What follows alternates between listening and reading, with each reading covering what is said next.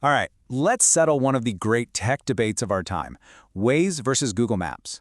This is the battle that happens on millions of dashboards every single day. So we're going to dig into the source material from ZNet and see if we can finally crown a champion. And that's really the million-dollar question, isn't it? In this fight for your dashboard, who comes out on top? These two apps are actually owned by the same company, Google, but man, they could not be more different in their approach. So which one really deserves to be your co-pilot? Okay, so right off the bat, the author of our source article, Elise Better-Spicaro, just puts your cards on the table. She is a diehard Google Maps fan. But for the sake of a fair fight, she put her bias aside to do a real head-to-head comparison. So let's follow her lead and see how this whole thing shakes out. All right, round one. Let's start with where Waze really shines. I mean, this is the stuff that has earned it such a massive and, honestly, fiercely loyal fan base over the years. And this right here, this is the core of Waze's DNA. It's not trying to be everything to everyone. It has one single solitary mission: speed. It's built from the ground up for the person who just wants to beat the traffic and save every last second on their drive. And here's where you see that difference in philosophy play out.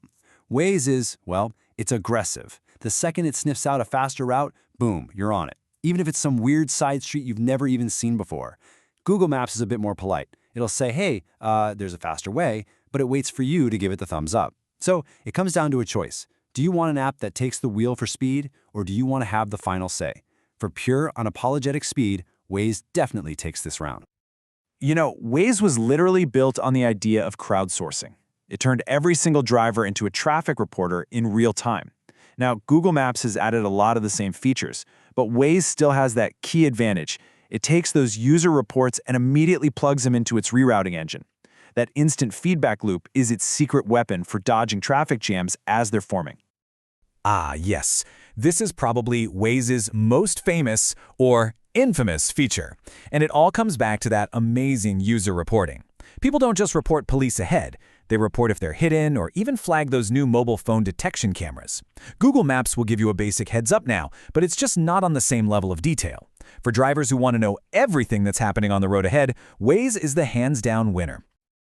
Okay, but don't count Google Maps out yet. The fight is far from over. Now we're going to flip the script and look at where Google Maps really flexes its muscles as the more powerful all-in-one navigation tool. And this one is just massive. I mean, if you're not in a car or on a bike, Waze is, well, it's useless to you. But Google Maps, it's got your back, whether you're walking, hopping on a bus, navigating the subway, or even going for a bike ride. It's not just a driving app, it's a total transit powerhouse. Now, this is a feature that can be an absolute lifesaver. Waze pretty much needs a data connection to function. Take that away, and it's lost. But Google Maps lets you download an entire city or even a whole region right to your phone. If you're traveling abroad and trying to avoid insane roaming fees, or just driving through the middle of nowhere with patchy service, this is a total game changer.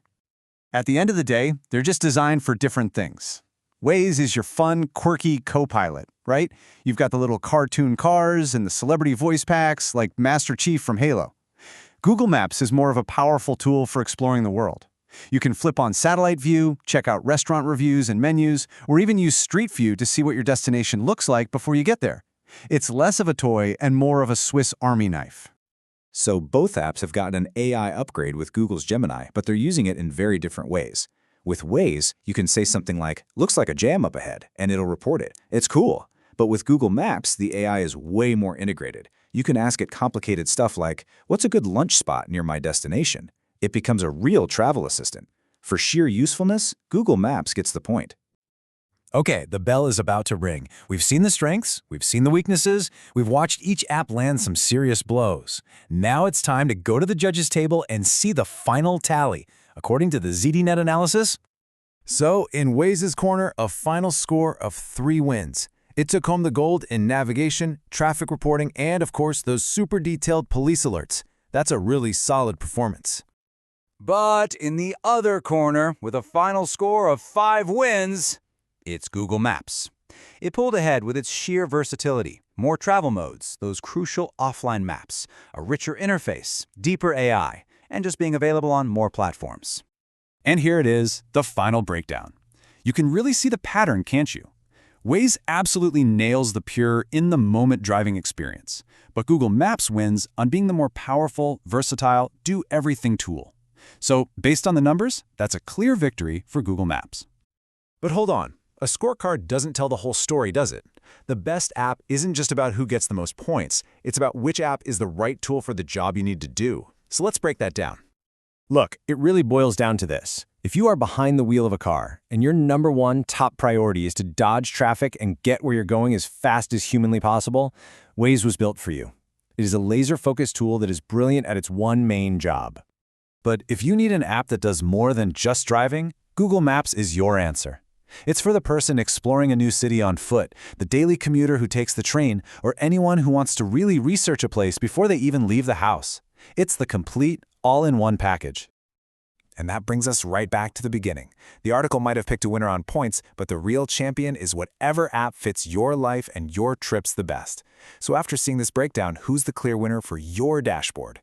Well, that's up to you to decide. Thanks for joining me.